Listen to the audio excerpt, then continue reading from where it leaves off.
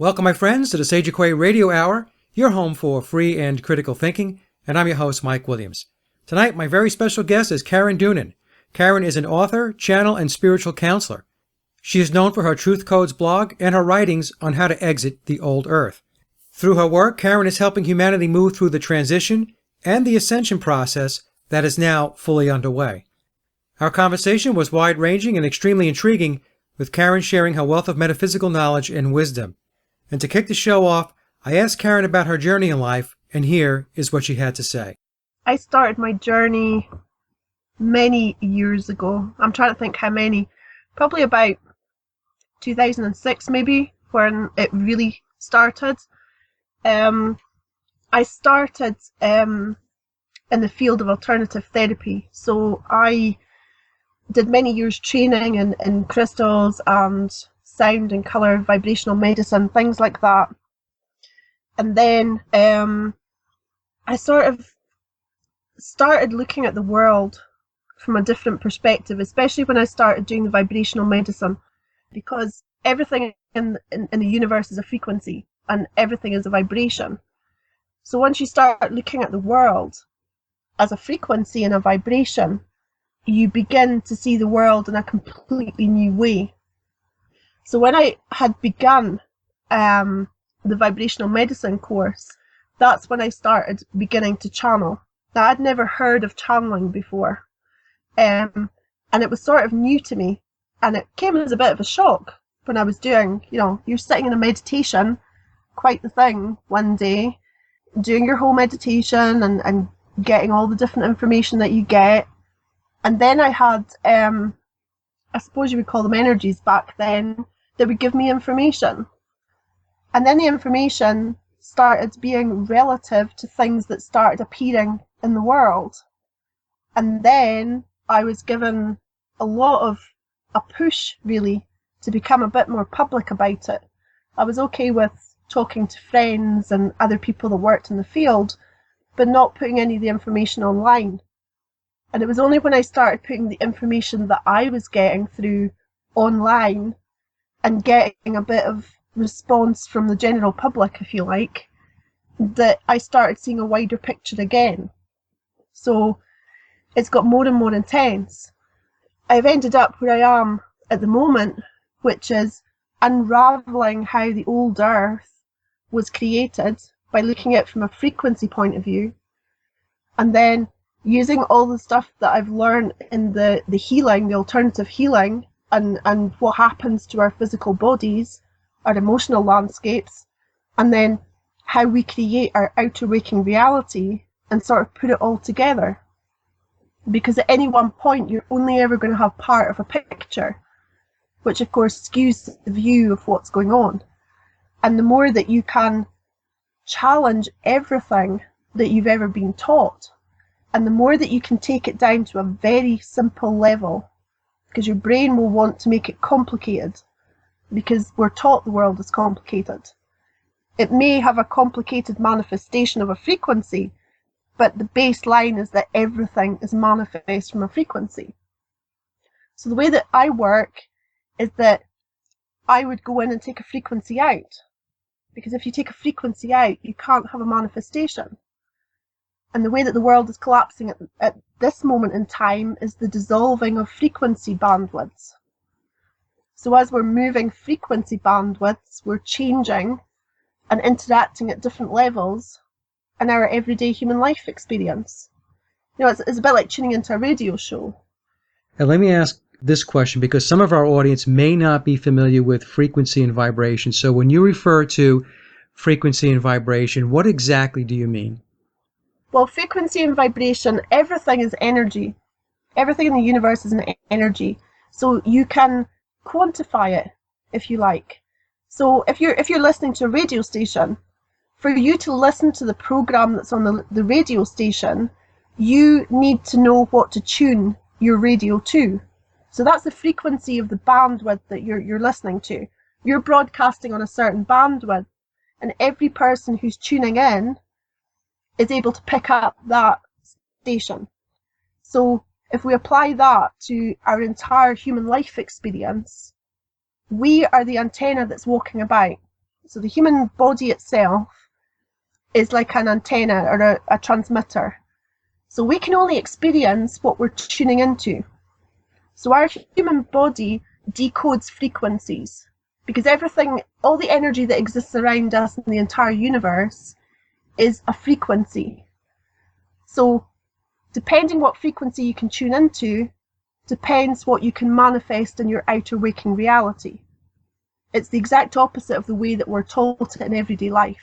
Right. We're taught to focus on the manifestation of something and not looking at what it is. You know, if you look at a table or a chair, they're not solid. Science can show you they're not solid. They're atoms that make up what looks and feels almost like a solid object, but it's a frequency. Okay, so what about vibrational medicine? You mentioned that. So how does vibrational medicine work? Vibrational medicine looks at the human body and looks at it from a frequency point of view. So as everything is a frequency, frequencies that resonate, that are close together, will tend to amplify themselves. And frequencies that are far apart will repel. If you have disease in the human body, disease patterns follow a certain frequency, and we store certain emotions in different parts of our body. So for example, you will store fear in your liver. So when you're looking at vibrational medicine and you find something wrong with the liver, then you would change the frequency of the liver to break up the dense frequency that's amassed itself in the liver. And as you do that, you're healing the person. How would you do that? You would do that through sound. You can do it through sound, you can do it through colour, you can do it through tuning forks, you can do it through toning, because everything is a frequency. So like if I had somebody who came to me for a healing session and they needed a colour, you know, there's millions of different colours of yellow, there's millions of different colours of blue. So you would be placing that either underneath the person or on the person, because everything affects everything else in our reality. So because our human eyes don't tend to, well, we can't see energy, we can't see radio waves, they're invisible to our naked human eyes, but everything interacts with everything else. So you can change a person's frequency by the colour or the sound that you're using and moving through their body. Do they focus on a color? Karen, how does that work when you say they change the color? How do you change the color? I think maybe I missed that. If you lay down on your bed and your bed sheets are blue, then as you sleep at night, you are absorbing the frequency of the colour blue. We don't choose the colour of clothes that we wear or the furnishings from our home based on complete randomness. We choose the colours that complement the frequency that we are. You may have a favourite colour, and you may have a colour that you really are not too bothered about. And the reason that you're not too bothered about one colour is that that's at the very edge of your frequency bandwidth. So you'll either feel, yuck, I don't like the colour, or you'll have no thoughts about the colour at all. Whereas if you have a favourite colour, that colour fully resonates with the frequency that you are.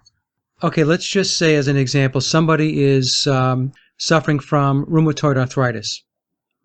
So if they came to you, how would you go about helping them to get some relief? Rheumatoid arthritis, or anything to do with your joints, is the inability to be flexible in your daily life. So one of the colours that you would use if you're using colour is blue, because blue is a very cooling colour. You know, it can be that simple. Okay. Hospitals are normally painted in a lighter colour of blue for a reason. It's to help the healing of the patient. You know, the colours they choose for hospitals, the colours that they choose for your supermarkets. When I was in college, I studied marketing. Now, marketing and the psychology of marketing takes in things like the psychology of colour, where you have a bakery department, you use oranges, warm colours, and then you work with the smell of the bread, which encourages the customer to buy the bread. And it's this homely feel that you're trying to make.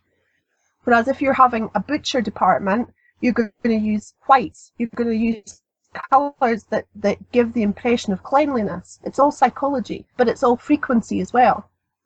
You know, the fact that you've got the colours on the packaging of the foodstuffs that we eat, there's a lot of research and money goes into what colour to make your chocolate bar, you know, the wrapper, because psychologically you're getting more information about the colour and what it can do from the colour. Yeah, it is all psychology, and I've done a couple of shows where I explained how colors are used in the media. So I completely understand what you're saying. This is very, very interesting because I do know somebody who has rheumatoid arthritis, and they are working on trying to bring themselves some relief. And so I'm going to recommend that they focus on the color blue. If they wear the color blue, if they lie on the color blue, because blue is a very it takes down the inflammation, because it's inflammation of the joints, which is them not being flexible as well. So I would sort of advise them to look at their own lifestyle. How adaptable are they being to their surroundings? Okay. You know, are they quite easygoing, or are they holding on to patterns of behaviour that perhaps they need to let go of? That will sort of clog up the human body. You know, we become stiff. We're not flexible and adaptable anymore. And that's an emotional landscape as well. All righty. Well, this is very, very interesting, and I know a lot of the listeners are going to find this very intriguing as well. Let me ask you something else, because you had mentioned, and I know we'll get into more detail on this, but just so that the audience gets a bit of a reference point, if you will, you mentioned old Earth. So when you refer to old Earth, what does that mean? I think your listeners would probably reference it as being the matrix that's collapsing at the moment. The old Earth is the way that the world has worked up until probably about 2012, when it started becoming a bit more unstable. And at the moment it's going through a complete dissolving. So we're getting all the stuff that's coming up. We're getting all the corruption in the banking. We're getting all the corruption in human society. We're getting how the world does not work for us anymore. And as the old world collapses, then we move into an evolution of species. So we move into an evolved way of interacting with each other. But the systems have to crash because they never worked for us anyway. We were given the illusion that they do, but they don't. They don't support human life in truth at all, and moving into a new way of being and living. How would you respond to somebody that says, well, it's collapsing. The collapse is an illusion also, because the people or the entities that are in control are manipulating this collapse, and they are bringing about. It's not that they are collapsing. They are engineering and orchestrating the collapse. How do you respond to that? Yes and no, that they're engineering the collapse. To answer your question, I would have to reference the Book of Revelation, and it's all written in the Book of Revelation, which talks about the end of times and the collapse of our society. It's all there. And the Book of Revelations is, many people read it in a linear fashion, and a very, this has got to happen and that's got to happen. We're taught linear time. Linear time is not a natural thing. We have time and space, but time and space is not linear. If we're moving into being evolved and understanding how the universe works, then we have to let go of the concepts that we were taught that keep us within the sort of control matrix, if you like. We were given a set of rules. Now, the human race always lived within these rules, but what if the rules are not real? Right. Challenge everything. It's like we never challenge it because we're kept busy in our everyday lives. We're like hamsters on a wheel most of the time, and we tend to fall to the assumption that because a certain percentage of the human race believes something, it makes it true. It doesn't. It just means that a certain percentage of the human race believes something. And again, that's frequency. So we're challenging everything, and there's stuff beyond the old Earth. I mean, we've lived in a construct that's broken the natural laws of the universe. We're now evolving out of it. Well, me personally, I am seeing a shift. I tell people that we're going to go through more pain, more challenges as we make this shift, but it's clear to me, at least, that many people are awakening to the truth and moving away from deception, and they are peeling the curtain back and looking behind the curtain to see the great Oz. What you're saying resonates with me, is what I'm saying. I do see this change coming. So the next question, I guess, would be, somebody might ask, okay, so what does the new Earth look like? Well, that's always a challenge, because we've been taught in the old Earth that we must see where we're walking before we walk into it. A lot of people are on the cusp of walking into a new reality and a new way of being, but they're trying to use the tools they were given in the old Earth, the rules that don't work. So it's about experience. As you heal your internal emotional landscape, then you will see a new way of being able to live and interact with those around you. Because our emotions dictate the picture that we see at any one time. You know, if you look out onto your life and you're angry, you will get one picture. If you look out onto the same event and you're happy, the picture changes. Then if you look out onto the same life event and you're sad, the picture will change again. So the pain and the trauma of the old Earth is the manipulation of the matrix. They manipulate your emotions. It's like marketing. They're not selling you an item of clothing because you need the item of clothing. The item of clothing is sold to you for the emotional effect that it will have on you. You know, it's like, it's anything. It's from clothes to washing up liquid to cars. It's the emotional manipulation of the product to get you to buy the product. Right. It's not what it will do for you physically, it's how emotionally it will change your life. Yeah, they want to keep you in the box. They want to keep you on what you referred to before as the hamster wheel.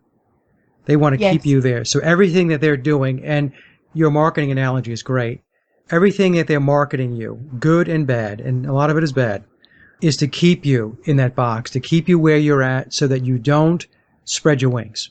Exactly. It's like when you're putting on the TV, and it's like, a lot of people have said, oh, well, I don't watch TV. Well, it'll come at you whatever way it can. So it's going to be billboards on the highway. It's going to be illustrations in a magazine. It'll be a neighbour telling you something. Right. It's emotional manipulation. We're all meant to live on 2.4 children in perfect families with, you know, a certain income, a certain house. And if we don't, somehow we've failed at life. But nobody lives that life. That's the life the marketing people dangle in front of us and say, you can get this if you follow this set of rules. And then the next one comes along and says, oh, hold on, I can get you there quicker. And people are so confused and so emotionally shut down because of the confusion in the old Earth that, you know, they're running back and forward.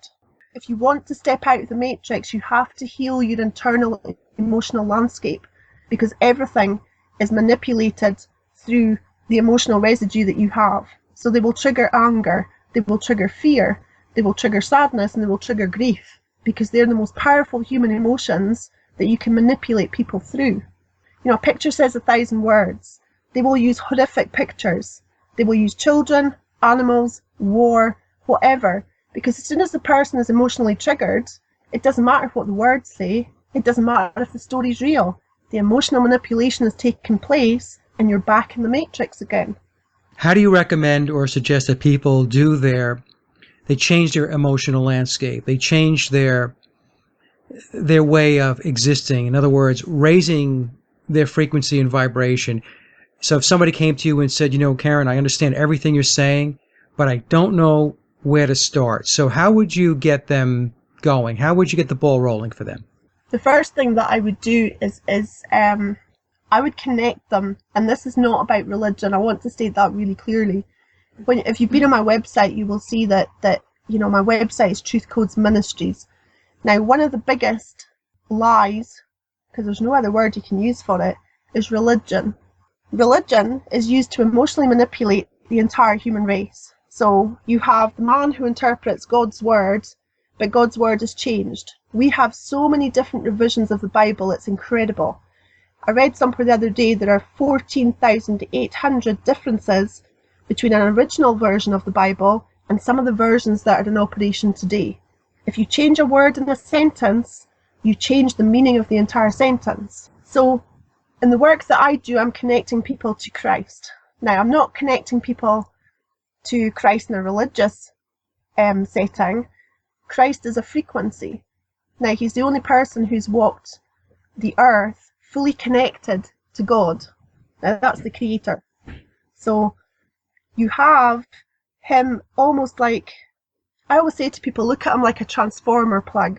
You know, if you went across the UK and you tried to plug in your laptop, you would need an adapter plug because the voltage is different between the two countries. So the voltage between us and the human race and where we came from, which is source, is so different that we need that adapter plug because we can't plug directly into source. We've been contained in this matrix for too long to do that. Our vibration is too low. So I would connect people to Christ first of all. I also work in symbols. The human brain is amazing at looking for puzzles. And the human brain will try and make something very complicated and convince you to hold on to stuff you don't need anymore. So I work in a way where I work with people's emotions, but I turn the emotions into symbols.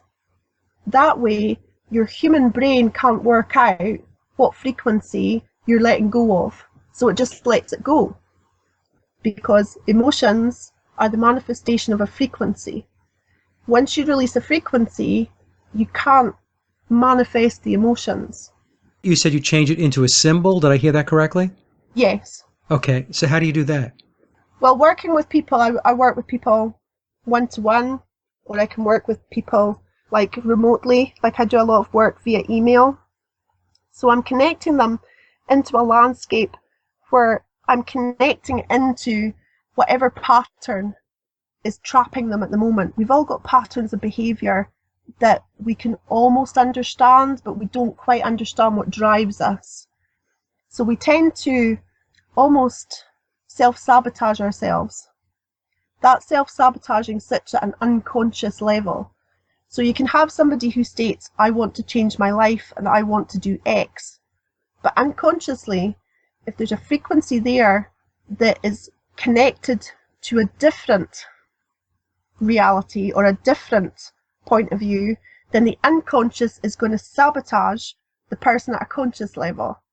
So you've always got to work at, that's why I work at a symbol level. You work at the unconscious plane because we are taught how to live and how to be who we are in the first 7 years of our life. The first 2 years of our life are foundational patterning. So a lot of people think that because a child can't speak, that child is sort of completely oblivious to what's going on in the home. Children who have not yet formed human language use human body language, and body language will never lie. So if I'm interacting with somebody on a physical level, I'm not so much noting what the words that they're using to me, I'm watching their body language. Now, in the first 2 years of life, we learn about security and safety, both physically and emotionally. So how our parents responded to us when we're angry is set down in the first year of life. How our parents supported us or did not support us when we go through our emotional range when we're younger is set down in those early years. Now you've got the terrible twos. Between the ages of 2 and 4, depending how your parents responded, sets your pattern for dealing with emotion and conflict later on in your life. And it's reinforced every 7 years. That's the old human chakra system. So when you're between the ages of 0 and 1, and not many people can remember being between the ages of 0 and 1, if something happened to you that was quite traumatic, say you maybe fell down the stairs or something, you have anchored that as a security and safety issue. So when you grow up and you get to 8 years old, you might develop an irrational fear of heights. Now, it could be irrational because you're thinking, where on earth has this come from?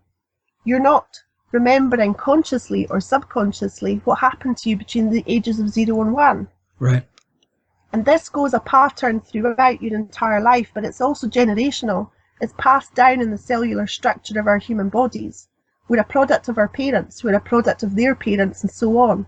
That's how you get disease patterns that runs in families. Because the child is half father, half mother. The genetic patterning of the parents have an input into the patterning of the child's life. So how do you resolve that fear of heights conflict as an example? Because that's a very good example. How would you do that? Because it is at the subconscious level. Working with symbols again, because you probably find that it's connected to different dimensional timelines and different lifetimes. We come in here and live one life, but we live more than one life all in the now. People call it past life regression, but it's not really past life. Everything happens in the now moment. Yep. So you would probably find that that's a theme that runs through all the lives that you've come in to live. So you would work on a symbol level and release the frequency, which then would change the outer landscape in their life. I'm sorry for being very, very thick here, but when you say you're going to change it to a symbol level, what is the process of changing it to a symbol? It's really simple. If I asked you about an emotion, right, I ask you about anger, turn the word anger into the first symbol that comes into your head. I see. And then hand it to Christ. Okay. Because I would have connected you to Christ first, and connecting to Christ is as simple as visualizing him standing in front of you and just placing your hands in his hands. That's all you have to do to make that connection. And that allows you then to move your emotional landscape, and you're handing it over. You know, the whole thing about Christ being on the cross and the fact that he died for all the sins of the world, we're taught to keep hold of all that emotional baggage. The human body was never designed to store emotion. And once we start storing things in our body, we overload our organs. Yep. And once we start overloading our organs, we affect the entire energy system, throw ourselves out of balance, and then we try and medicate the body. Now, general medicine will only treat the part of the body that appears to be not working, without looking at the overall balance of the entire energy of the body, which throws it out again. The human body is designed to come into balance naturally.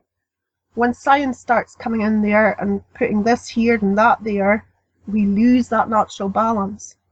That's really very interesting, Karen. So essentially, when you create this symbol, or the client creates a symbol, it almost sounds like what's happening is that this emotion, this elusive feeling that they have, you're creating a way in which they can make it tangible. In other words, they can kind of package it so that it's no longer elusive. Yes, and then what normally happens, it's almost like working back to front. You give the symbol and you hand it over. And then what normally happens within a 24 to 48 hour period, loosely, is that certain memories will start coming back into the client's head of when they first experienced this emotion, and the actual person it's tied to. So we tend to pattern our behaviour from either our mother or our father. Now, whether our mother or father is there, absent, or we never knew them is irrelevant, because the teachings are handed down in families, family patterning. Our view of the world is patterned into us through the eyes of our mother and father, or our caregivers in the early years. So what normally happens is when you're turning something into a symbol and you hand it over, the body starts releasing it. So you may have flashbacks of, oh, I forgot that incident, or, oh, right, now I can see how that works. And you begin to get a perspective that you couldn't while you were emotionally challenged by the situation. You become an observer to your own life, if you like. So then you can see the patterns of behaviour that you're blind to when you're running the emotion. If you're running an emotion of anger, you cannot have you won't get a neutral picture. You know, it'll be a skewed picture, and you won't be able to step back far enough to see what's actually playing out, because the anger will just take you and pull you. Very interesting. Now, you're doing this work now, so if somebody wanted to reach out to you and connect with you after hearing this show, how do they go about doing that? Well, the first thing is to visit the Truth Codes Ministries website, which is just Truth Codes Ministries, all one word.com. They can also find information on the main blog. I blog maybe once, twice a day, just trying to put it in very everyday human language, what's shifting in the world and how, at an emotional an everyday waking level we may be experiencing the world. And I'm just doing it from my own experience. As I'm experiencing the changes and I've taken my own personal walk, which has seen a lot of internal healing, as I've taken that, I've shared it with the world, because I'm not unique in what I've gone through. You know, I lost my parents young. I lost my father at 13, lost my mother when I was 36. Now, the two deaths are completely different, but how we react to a death depends on the way the person died as well. You know, my father died in a car accident, which was sudden. The reaction and the emotional reaction to a sudden death is different to somebody who's perhaps fallen ill, and we have that adjustment period where we're told they won't get any better. You know, there is a different impact on it. And the age that we experience death also, you know, keys into this emotional landscape that we have. You know, it depends, because we do this 7 years. So the first year we're doing our security, we go through the chakras basically. 0 to 1, we go through our base chakra, which is security. 1 to 2, we're going through our sacral, which is our emotional landscape. Then we go through the I am, which is our solar plexus, which is all about who we are. Then we process our heart, then we process our throat, then we process our brow, and then we process our crown.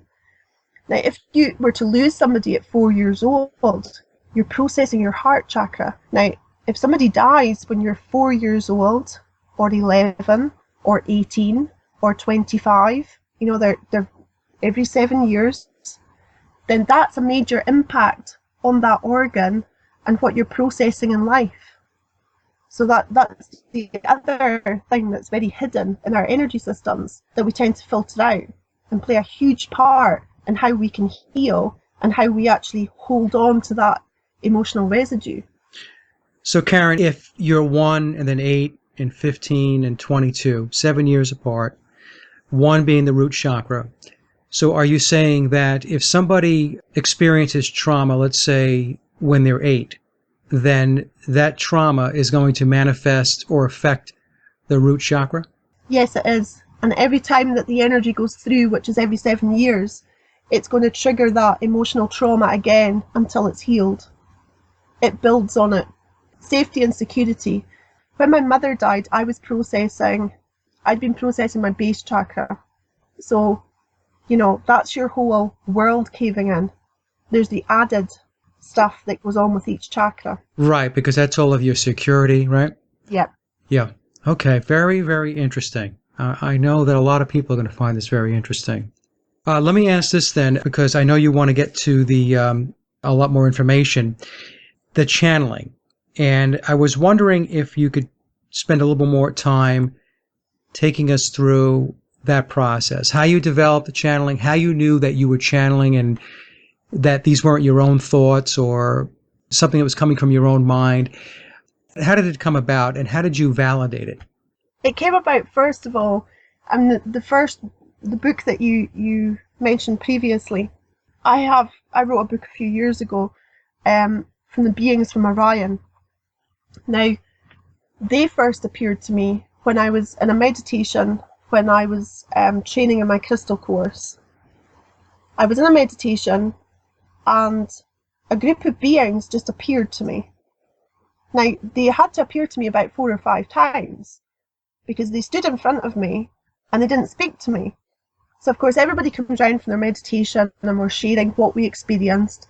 And I'm sitting there like, okay, I have a group of blue people who keep appearing to me. They're not saying anything. So the rest of the room is like, okay, who do you think they are? And I'm like, I don't know. They're not telling you who they are. So then, after like 3 or 4 different meditations where this blue beings just came and they stood in front of me, it was actually my tutor who said, why don't you ask them? You know, sometimes we're the obvious, we just filter out. I'm like, yeah, that's a good idea. I'm going to ask them who they are. So the next time I was meditating and the blue being appeared again, and they always appeared to me in stone circles. And me being Scottish, I've always lived in parts of Scotland where I've been near stone circles. So they're energy points for any of your listeners who are really interested in stone circles. The oldest ones are in Scotland. I know there's a lot about Stonehenge and everything else. If you reverse it and go to the north of Scotland, they predate by thousands and thousands of years. Okay. So I've always lived near stone circles. And the beings told me they were from Orion. And I'm like, okay.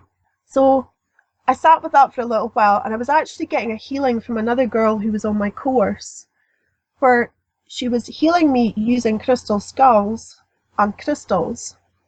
And I had an experience that I would never like to repeat, and I probably gave her the fright of her life. If you're lying on a therapy bed and people have placed crystals on you, the last thing that you want is your client jumping off the bed and the crystals scattering. And that's exactly what I did. I went in to a timeline or a vision where I could see a civilization fall apart. And all the people were blue. A bit like the Avatar people. I was just going to say, like the Avatar people, yeah. Very much like the Avatar people, not quite as tall as the Avatar people. And they showed me a village and one being going a little bit berserk and just the whole village scattering. But it was very upsetting to me and I couldn't understand my emotional reaction to it until I did a bit more meditation. Then I started in my outer waking life having all the information coming to me about Orion. So people would email me things about Orion and wars and the planetary systems of Orion. And then I started tying it in with the whole Egyptian and Syrian thing and the pyramids of Giza, and all of it started making a lot of sense. And then they had said to me they wanted to speak through me because you can feel the essence of what you're channeling. And I would say to people who are playing with channeling or experiencing to be very careful. Always ask who it is that's coming through, because they need your permission to come in, unless you've just got like an open door, and nobody would leave their front door open and invite anybody in that was passing. There are energies that are high dimensional, and there are energies that will tell you they are, but they're not. And you feel it by their vibration. So they came in, and then I started putting out the channelings from the Council of Orion, the High Council of Orion, and then I wrote the book.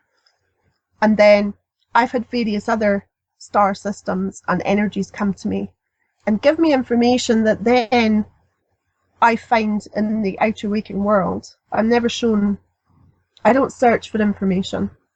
Now, Karen, what did the Council from Orion say exactly? Can you summarize, generally speaking, or the gist of what their message was to you? The message has always been about uniting the world. The information I was always given from, I've talked with beings from Orion, from Sirius, and from the Pleiades, and they're the main ones that people who would reference themselves as starseeds would go for. So people normally identify with being from the Pleiades, or from Orion, or from Sirius. And it has to be remembered that every civilization started somewhere. Just like the human race have been kept very low in frequency, so have these three main civilizations. So Sirius is connected to the Egyptian timelines, where you have the Great Pyramid of Giza, and you have a very feline symbology that runs through it. Anything to do with cats and the feline is a Sirius connection. Okay. Which takes you to the Pyramids of Giza, and then you've got the Orion's belt that lines up with the Pyramids of Giza. And the Pleiades is mainly about our emotional landscape. So the symbols for the Pleiades would be dolphins and the cetaceans and all the beings in the sea. Sirius, Orion, and the Pleiades are three frequencies that were distorted and used to control the human race. So Orion's frequency and their civilization is based in logic. But logic, when tied to an open heart, is not logic when tied to just logic. So the beings from Orion gave us sacred geometry, and they gave us logic and reason. But it's distorted in that within the matrix, our human logical mind is taught to look for puzzles. I mean, people can get trapped in their head. 90% of what's in your head you never physically experience. But if you allow your head to take you down all the roads it wants to take you down, you can be in some nightmare scenarios. But most of the time you will not ever experience them. You know, it's just your mind running overtime. People do get caught in logic, and I have to say the human male is bound to logic more than the human female. Males tend to be trained to look at the world from a logical point of view. And I've worked with a lot of males who are in that particular trap. And the main question they ask me is, but why? Because they're looking for a logical reason as to why something happens. Things in the universe just are. We've been taught to apply logic and reason, and by applying logic and reason, we define, therefore we contain the experience. How much we can let go of logic and reason sometimes then shows up in how expansive we can allow ourselves to be. You know, we're keeping ourselves in the box. There does not have to be a logical reason for things to happen. Sometimes the understanding of it comes after. You know, logic is not understanding.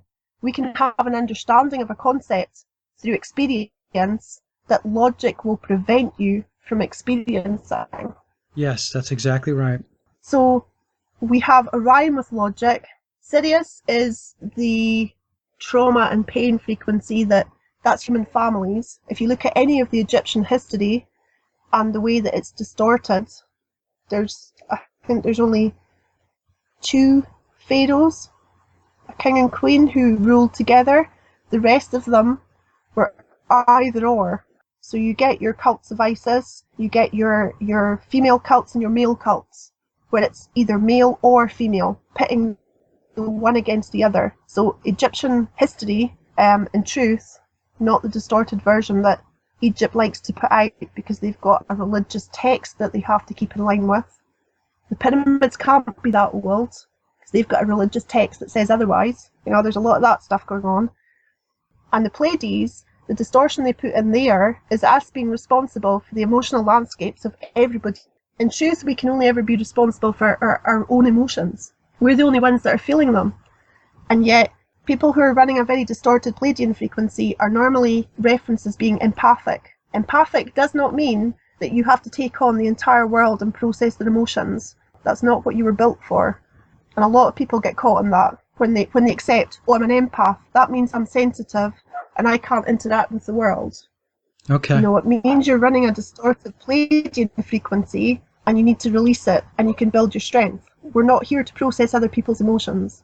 Very interesting. So now this higher council came to you, and did they give you any perspective or insight as to where Earth is headed, where humanity is headed? Humanity will move through and into the new Earth. This is the only dimensional timeline in which that happens. We may only have 2,000 years to reference, between history and the Bible and everything else. But we've done this millions of times. We live in a dimensional contained space, and we've been taught that we live on a planet in the middle of the universe. So, everything is an illusion. You're making me smile right now. Do you know, it's like, I had emails from people a couple of years ago, and they used to send me these emails, people that I work with quite a bit, and they're like, I just need to run this past you, Karen. The universe doesn't look like we're told, does it? And I'm like, no, it doesn't. But we didn't have the human words to sort of like explain what it does look like. Yeah. Because anytime I'm in meditation and I've talked with beings, that's not the universe I'm shown. I mean, NASA's got some lovely pictures. They're lovely, but they're pictures. Yeah. It's like, come on. And we can't breathe in space. That means that we'll never try and attempt to go to space because, oh, look, we can't breathe. It's like, seriously? I'm going to send you a documentary. It's called The Vedic Cosmos. It's a very, very fascinating documentary. And essentially, it says that everything we've been taught about space is completely wrong. Completely wrong. It breaks it all down. It's a great 1-hour documentary. I found it extremely fascinating. So I'm going to, after this show, I'm going to forward it to you. Excellent. The beings have said to me as well, they told me this a few years ago, they had said to me, no human being has ever left the planet Earth. Yeah. Do you not think it's just really neat how all these planets are like spaced all in a line? It's like somebody thought, oh, but that's pleasing to the eye. It's just a little bit too nice. It's like, nice is the wrong word, but it's too I don't know. I don't have words for it. It's when you look at it, you're like, really? Well, it's very interesting because all of this flat Earth stuff has come out now, and I know that you and I have shared some links and stuff like that on the flat Earth, and I just found it extremely interesting. And to be honest with you, it makes a whole lot more sense than the whole ball Earth. You live on a globe. We go around the sun. I mean, I don't want to make the show about this, but it's just interesting that you brought that up about these different dimensions and these planes. And I'm thinking to myself, well, this is exactly what's kind of rolling out now, I think. Well, the other thing that I've been working with, and I haven't said publicly, but hey, let's say it now, is if you take a piece of paper and you fold the paper in half and you keep folding it, then you get different dimensional spaces. Now, coming from Scotland and being in the USA, I'm absolutely astounded by how much of the American landscape could be Scotland. Your trees, the hills, everything about it, apart from obviously your weather, because obviously we're an experiment all by ourselves. Apart from the weather, the landscape is the same.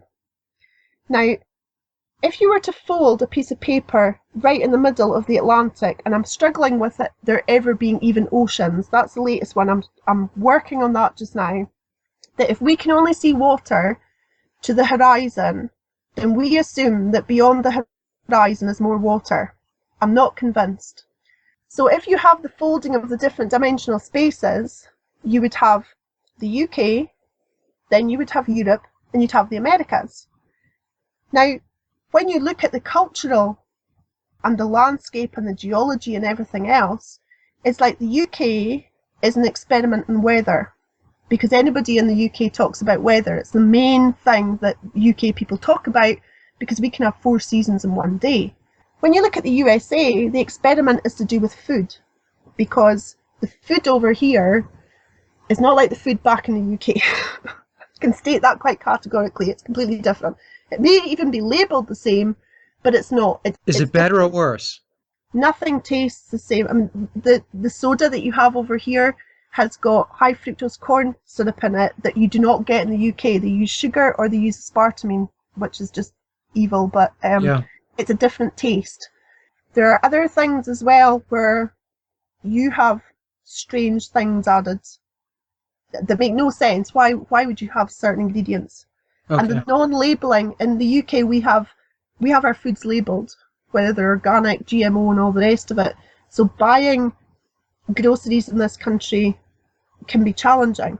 I do it by energy. If I can't physically pick something up off the shelf, I'm not meant to buy it. Okay, so there is labelling in Europe? There is labelling, yeah. Okay, I didn't know that. Well, the other thing about the labelling, and I don't know why they're bringing this up, but let's bring it up as well, is that there's a friend of mine who you may have seen some of the information in the news that her grandchild was crushed by an IKEA set. I think it was a chest of drawers that fell over. Now, IKEA in Europe and the UK, when you buy an item of furniture from IKEA, you get these little strand things where you attach the furniture to the wall. Now, they come as standard. Yep. If I was to walk to an IKEA in the UK, then I would have these sort of binding things that you put to the wall, because I had it when my son was little. In the USA, they're not regulatory, and even though the IKEA have now admitted that would have saved the child's life, they're still putting the onus on the people who are buying it, saying that you can have the straps as long as you ask for them. They're not actually in the furniture pack. So why would a multinational company have Europe and the UK with one rule and the USA a completely different rule? You would have thought it would be widespread across the company, and it's not. Yeah. So things like that, where you're used to multinationals, they act differently in different countries. And I'm only saying that because I'm a Scot in the USA, and I can see the differences. And there's the whole propaganda thing as well that goes on between the UK, Europe, and the USA, which I'm sure you're aware of. Yeah. Where I talk to people back home about what's happening in the USA, which is complete news to them, because they're running the stuff that they're getting told in the media. And the stuff that you get told about the UK in this country, I know is not correct because I'm talking to people who are living in that country. Yeah. You know, it's like, come on, people. Yeah, I'm aware of that because a lot of my guests, of course, from all over the world, and so we've had this discussion before, and we can share notes. And you're exactly right. So this whole, you can fool some of the people some of the time thing, as this begins to raise in people's consciousness, because we're moving our vibration and we're moving, as we begin uniting and talking to one another as a person to a person to a person, they're going to find it more and more difficult to keep the game going. Because while you've pitted country against country, you're making the assumption that the people in the countries are never going to get together and talk to one another as people. And I think that is the main thing that's going to bring down the old earth. When people realise that the person standing in the street next to them is another human being. You know, they're not American or European or Australian or male or female. They're another living human being. Right. And that's where we have to take it down to, because the matrix has worked to divide us. We divide ourselves into ages, or occupations, or height, or weight, or how much we earn. And all of it separates us. We're all human beings. There's a comment that Max Egan made one time on a show, and I think Max and I spoke about this a little bit the first time he was on the show about over a year and a half ago. And I remember listening to one of his shows. He said, ask somebody, who are they? Who are you? And many people will respond with their occupation. They will say, I'm a doctor. I'm a dentist. And the question was not, what do you do? The question was, who are you? And that, I think, that is what triggers most people in the fall of this big matrix that's coming down. Because we've been taught to fill our solar plexus with who we are, like labels. I'm a mother, or I'm a wife, or I'm a dentist, or whatever. Then we bury who we are underneath it all. So as the world comes tumbling down, or the old world comes tumbling down, and that displaces the labels, people start feeling very uncomfortable because they feel lost, because they've lost connection with who they are as a person. Right. And they've identified more fully with the labels. So we have to let go of the labels and remember that, yes, we may be somebody's wife, we may be somebody's mother, and we may be a dentist, but underneath that is the person that we were born. And at some level during our life experience, we parked that person and we don't know who they are. So it's getting in touch with who you are as a person, as a human being, and how you then relate the human being to the human being. It's not the dentist to another dentist or the doctor. It's a human being to another human being. And exactly. That is what's strengthening as the labels are coming down. Yeah, absolutely. Now, I think I may have derailed you with some of my questions. So what I would like to do is to move back to the channeling a little bit, because probably the audience is listening and said, Mike, you took her off the road here, you know? Let's go back to the channeling. Could you talk a little bit more about that, going back to the messages that you were given and how you connect with them, perhaps? And most importantly, Karen, because I know this is there's a lot of skepticism with channeling, because the first question that comes up is, well, how do you know you're not talking to yourself? So could you take the audience through that a little bit, how you validate within yourself that what you're getting is a true message outside of yourself? Well, my channeling's changed over the years. I tend to, anybody who's on my website and who reads the blogs will find that the energy that's coming through me to channel is the energy that's referenced the human race as God, which may seem a bit triggering for some people, but it's taken me a long time to get to that level of frequency where there's no other word for it. I suppose you could call it creator, but it's through a connection to Christ. And that's why I'm referencing the Book of Revelations, because everything is written for us. I'm sure that the people who wrote the Book of Revelations 2,000 years ago were like, okay. And of course, some people put it back to referencing it 2,000 years ago. It's alive today. You know, everything that's happened in the world and the major world events are documented through code in the Book of Revelations. And the Bible is coded. You certainly don't have time in your program now, and you could spend hours talking about the coding that's in the Bible. Yeah. where the numbers appear repeatedly. So, and to compare it to the Matrix as well, for those who have watched the Matrix films, which must be very few people now who've not seen them, the moment when Neo stands up after he's got the bullets and he sees the agents, but he sees the coding as well as he sees the agents, is the bit that we're moving towards. Everything is a frequency, and when you see the way that the old Earth is constructed, the emotional manipulation and where things are hidden. Now, I've said to people for a very long time, there is nothing that is hidden from us. It doesn't mean we can see it. What they've done is hide it at a frequency. Remember, if you go back to my thing about decoding of a broadcast signal, if you are creating a broadcast that is out with the bandwidth of the radio station, those tuning into the radio station won't see the programming that sits further up the dial. So as we raise our vibration and we expand our energy, we're able to reach things that have always been there, but we've not been able to see because we've not been able to decode them because they're frequencies. So with the channeled information, the information I get, my personal guidance that's guided me and has seen me go from one country to another, has seen me change the way that I work from one way and expand it into other things, is never given in a linear time frame, because we're the only ones that exist in linear time. I don't know if you've watched the movie Interstellar. I did. The bit where he's in the library and Yeah. he's searching for the point for his daughter.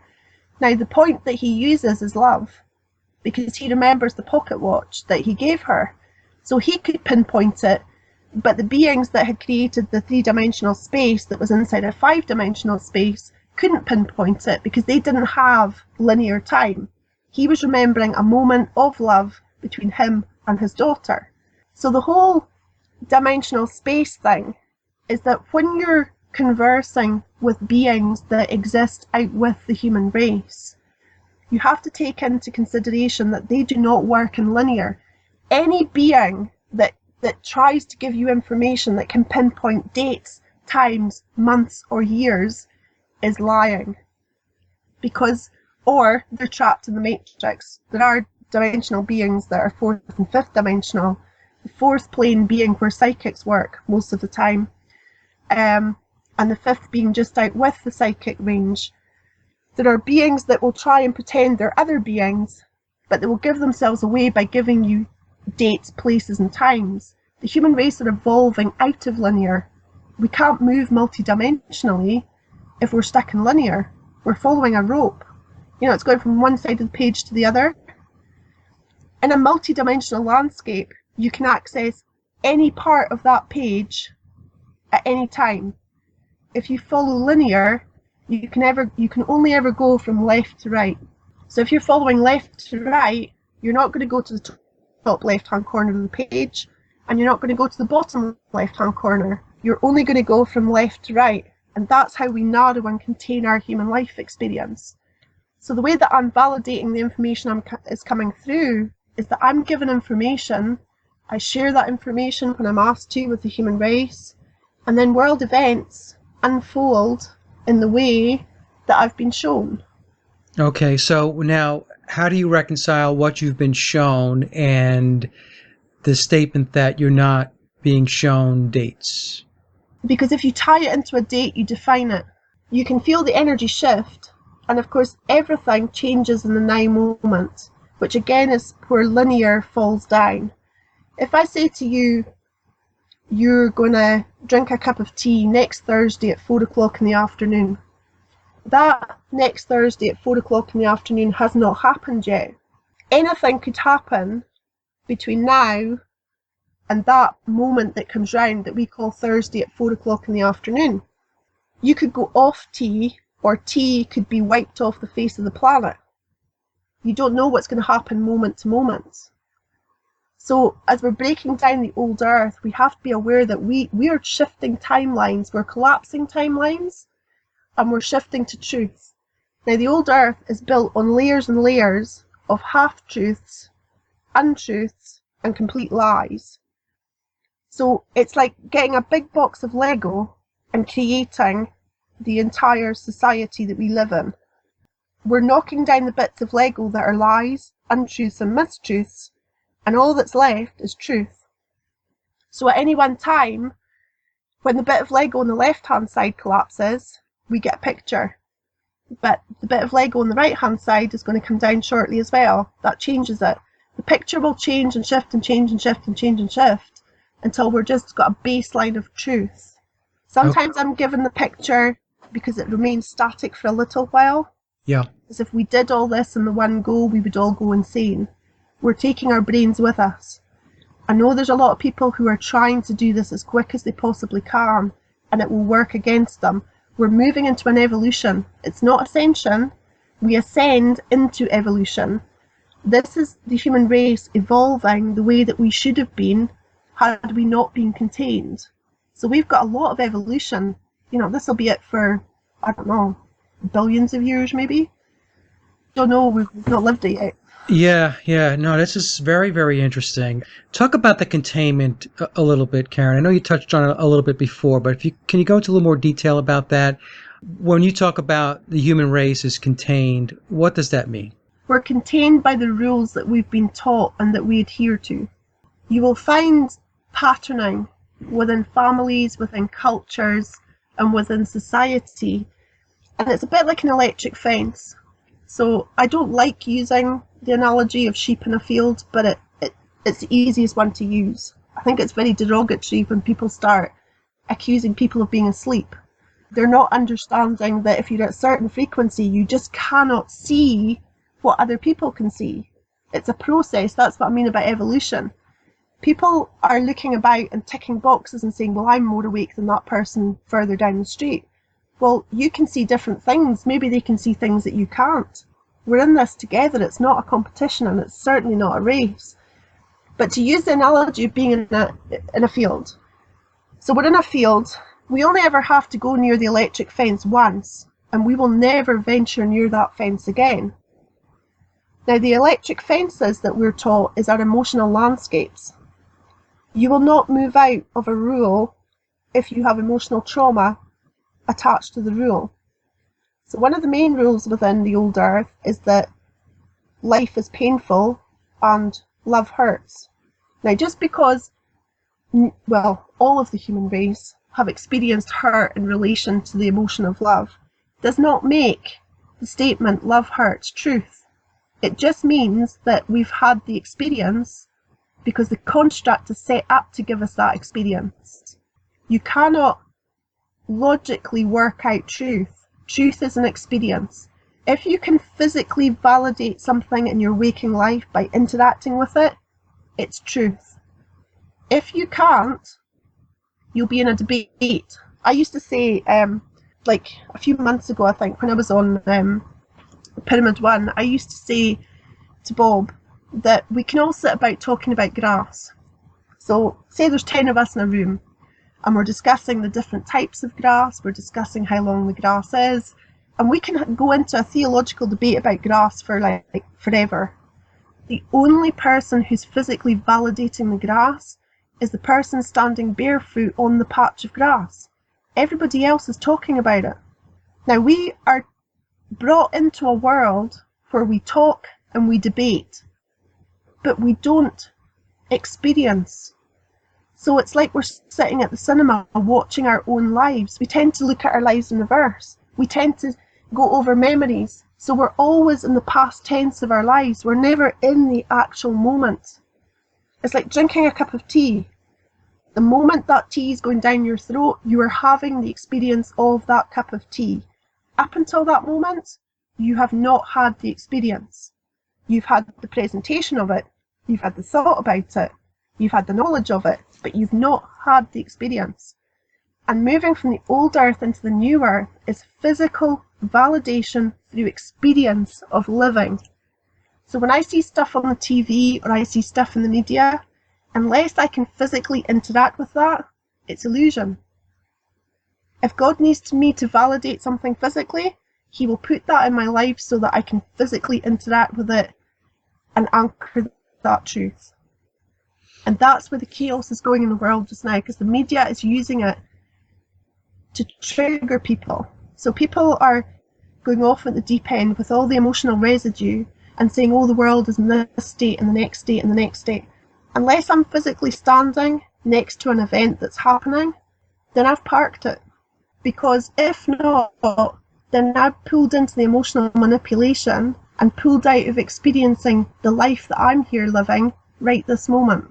Does that make sense? No, it makes perfect sense. And the question I was that I will ask, Karen, is, so with all the manipulation and the deception going on, that would lend itself to the thought that there are energies, entities, something that is sentient and understands how to manipulate the human mind and knows how to lure people into that state of deception and into that state of illusion where many people are at.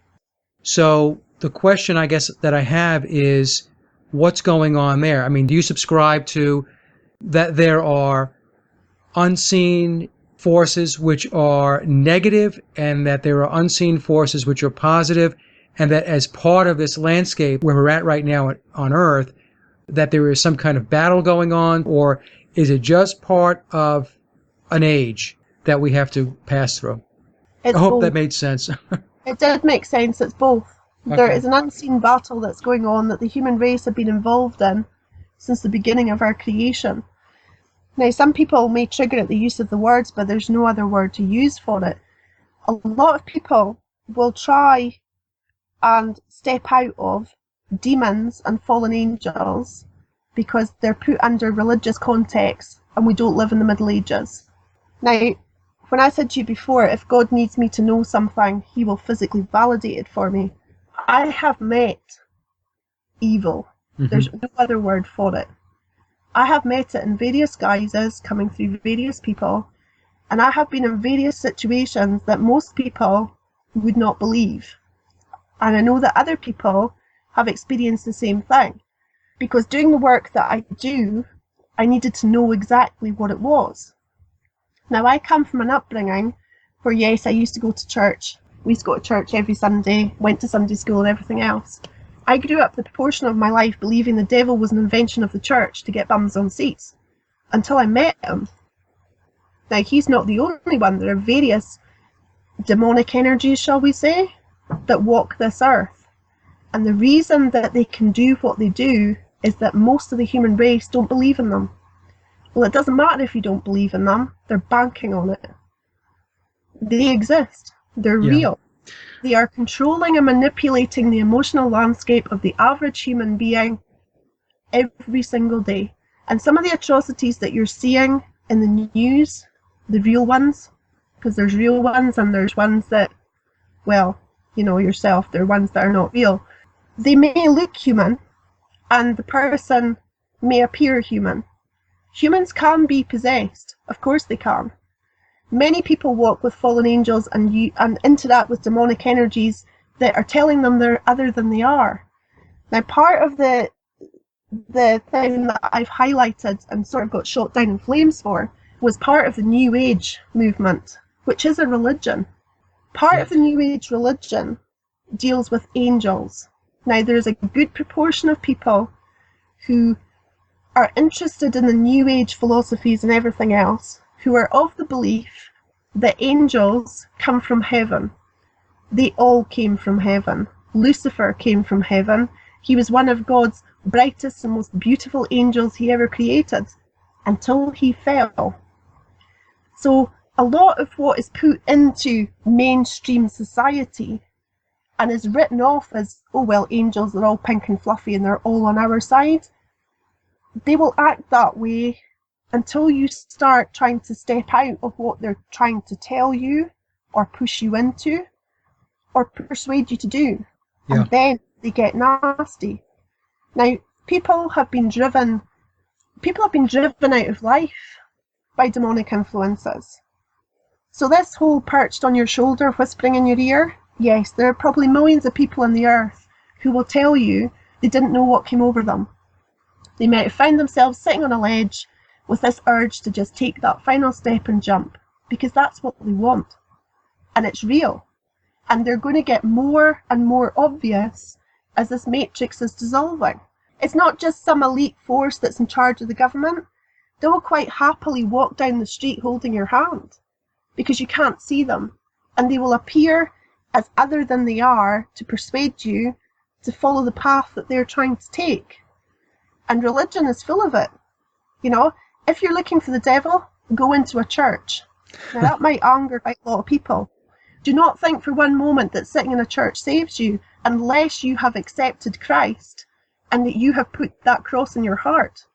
Up until that point, the devil will sit on the pew next to you because a lot of religion is based on fear. God's not about fear, God's about love.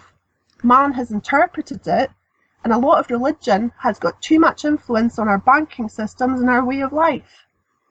You know, it says in the Bible you should not make anybody equal to God. So we've got heads of religions that are sitting with heads of states. That's a very powerful position to be in.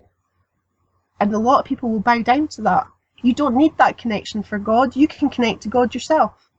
You don't need the estate agent in the middle telling you what to believe or what God's saying. God will talk to you directly. You know, that's the bit that's about to fall and that people are getting a little bit quaky about. It's interesting, Karen. I mean, I can vouch for the fact that there are unseen forces that are up to no good. I'll tell you a little story real quick. I meditate also, and I guess about 3 or 4 weeks ago, and I had myself in a pretty good trance state, and as I'm there meditating, there was this voice that was speaking to me. And at first, you know how it comes sometimes, you are not initially aware of it, then all of a sudden you realize that there's this voice speaking to you, you know? Yeah. And it's not you. And so this voice starts speaking to me, and the voice was very, I want to say, very calming and, very friendly at first. So I remember as I was in meditation, I said, well, who are you? And it paused, and it said, I'm a watcher. Oh, dear. And I said, so what do you want? And he said to me, I know all the work that you're doing and others that are doing. He says, it's all a waste of time because humanity will never, ever get out from under our control. And that's when I said, this conversation's over. You need to go away. Go away. And he went away. To those that are listening to this, thinking that Mike has lost his mind, unless you experience something like this for yourself, where it's very, very obvious that the voice that's speaking to you is not you. It's almost, how do I explain this? It's a voice with a presence. Yes.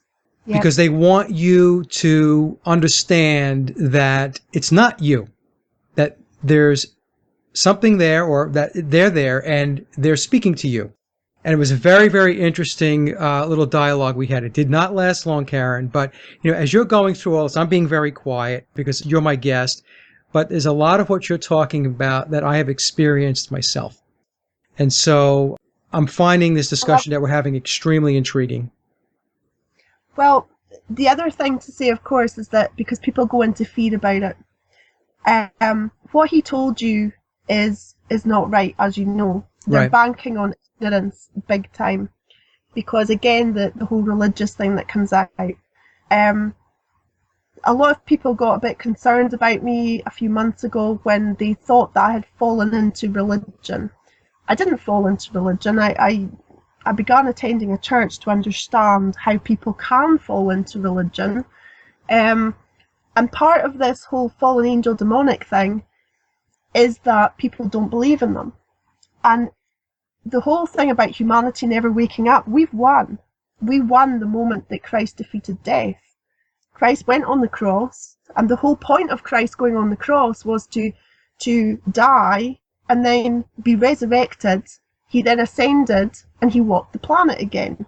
And Christ is due back. Now there's a lot of humming and hawing of how he's going to appear and everything else.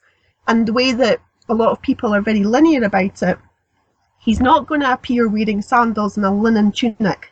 That's the very biblical, defined version of Christ that we have that keeps us in containment. It's the symbology of Christ as well as just the man that was Christ.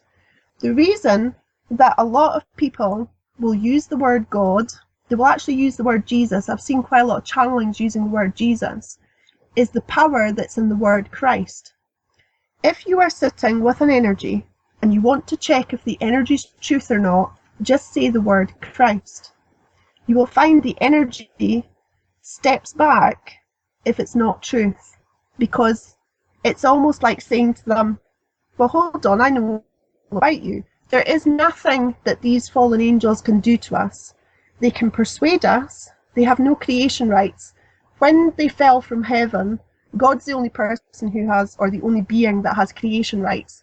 They have no creation rights. So what they do is they tend to promise people things and then change their mind and then put it back on the person that they've not done this well enough, or they're not good enough, or with some excuse as to why it never manifests, because they have no creation rights.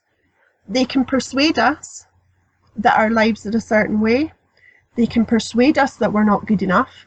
They can persuade us it's the end of the world, but they need us to take the physical action to make it happen. So they can be very, very convincing. Now, there is power in the cross. Now, I'm talking about a plain cross, not a crucifix, a cross. People who are visited by these watchers, and they have various other names, need to remember the power in the cross. Jesus already won. The book of Revelations ends with the birth of the new earth and the destruction of the old earth, which is the end of days. It is the end of the control of the demonic forces in respect of the human race. It is God giving back heaven on earth, physically. Now, these incidences of demonic forces are watchers, and there are watchers, and they will visit people. There are certain people who are alive on the planet who are here to help the human race wake up. They will pull out all stops to try and stop you. I've had various ones cross my path. I've had chaos and situations I've put in where people are like, but that's insane. Well, that's a major clue. If there is so much chaos and it can't make sense no matter what way up your picture is, you have a demon who's sitting playing, and they like nothing better than to play. Their whole point of being here is chaos and devilment. Yeah. Unfortunately, that results in human suffering, human pain, grief and trauma, which they feed from. That's the only way they can survive. And the reason they don't want the human race to evolve is that we are going to move physically into a frequency that is too high for them to interact with us. So they will try and stop the evolution. So all these things that are getting put out just now through various sources, which is like, well, hold on, we're coming up to a portal. Hold on, slow down. Hold on, do this. Hold on, do the next thing. They are trying to put off the inevitable, which is the ascension to evolution of the entire human race. We will move into a dimensional space where they can't walk because everything is frequency, which is why you have areas of the world that the human race can't reach at the moment, because frequency-wise you're sort of buffered, which is why the flat earth will gain more and more information as we up our frequency, because they won't be able to keep it contained. The frequency will start breaking down the boundaries they've put up. There's information about mountain ranges. Mountain ranges, as they're telling me or showing me, are something to do with frequency containment. Where you have people sitting in a valley or towns or states in the USA that are surrounded by mountains, the mountains are the edges of the piece of paper, if that makes sense. Okay. So if you go up and over the mountain, because I've gone across the USA where I went up and over, you can feel the frequency change. And it's nothing to do with the height that you're driving at. It's the frequency that the area is contained within. So that's part of it as well. But that will start breaking down as the frequency of the human race rises up. But they know that there's nothing they can do, but they're not going to turn around and admit it. They're a bit like bullies in the playground. Well, yeah, my point with that watcher was, if you're winning, you wouldn't be talking to me. Exactly. You know? Because if you were winning, You've not thought it out pretty well. It's like, okay, so you're telling me who you are so that I'll know who you are the next time you come and try and convince me that I'm not doing what I'm meant to be doing. Okay. So, Karen, this has been really, really fascinating. It really has been. I really enjoyed this discussion, and you've been so generous with your time. We're an hour and a half into this, and I was wondering if you'd like to come back and connect again and continue the conversation. Oh, definitely. Yes, I would love to. Because it's been a pleasure talking to you, Mike. And as we can see, there's a bigger picture. There's a much bigger We just picture. need the information coming. Yeah, and that's how I'm looking at this, because we covered a lot of the foundational information in this particular show. And from here, we'll be able to catapult into the bigger picture and get that to the audience. Yeah, this has been great. Well, thank you very much for your invitation. Now, Karen, again, your website is truthcodesministries.com. It is, yes. Okay. Is there anything else, any other media or social media that you have that you'd like the audience to know about? Yes, if you want the blog, it's truthcodes.net. And all the Facebook and the Twitter and everything is referenced on the blog on the right-hand side. And there is a YouTube channel as well, where I upload stuff there as well. Okay, and I'm going to put all of the links into the show notes when I upload the interview to YouTube, so it'll all be there for the audience. Okay, thank you. Bye-bye now. And that concludes my interview with Karen Doonan, and I hope you enjoyed the discussion as much as I did. Karen's website can be found at www.truthcodesministries.com, and the link is also included in the show notes below. And as always, I'd like to thank everyone for listening and visiting the blog. You can get to the blog by typing in sageofquayradio.blogspot.com, or simply head over to our hub website at sageofquay.com. Also, if you get a moment, please visit laboroflovemusic.com to listen to my album, Leaving Dystopia. And remember, live in truth and always serve creation. It's really that simple. See everyone next week. Be safe, enjoy, and God bless.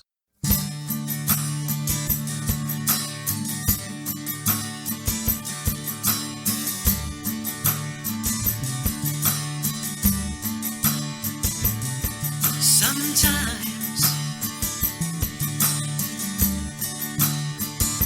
I feel so tired,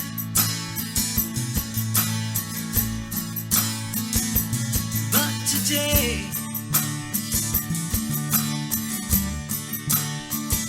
I feel so wired.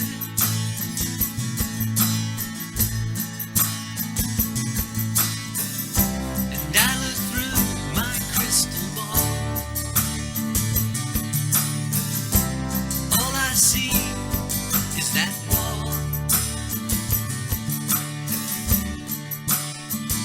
So many people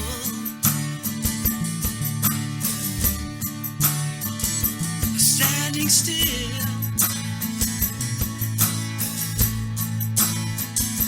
drifting away. They lost their will.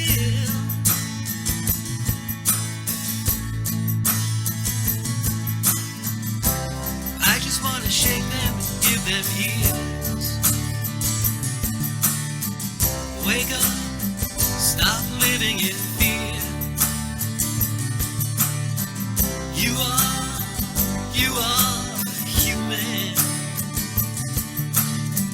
You are a beautiful soul. You are one with creation. Come on, get up, let's go.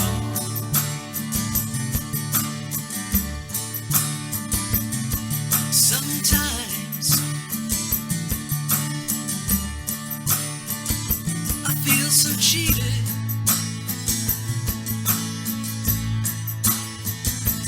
but today I won't be defeated.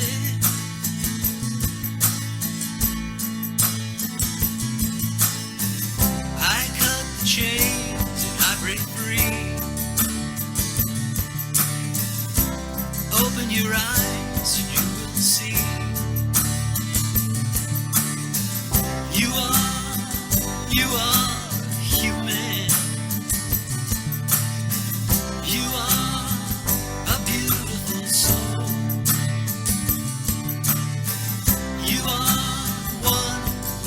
creation. Come on, get up, let's go.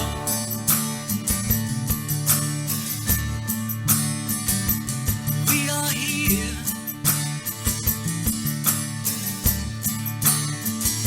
to live and learn.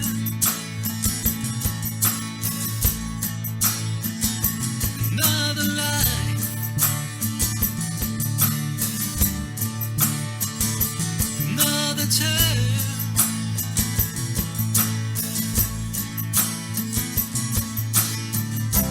Don't be afraid to shine. Don't be afraid to open your mind. You are human. You are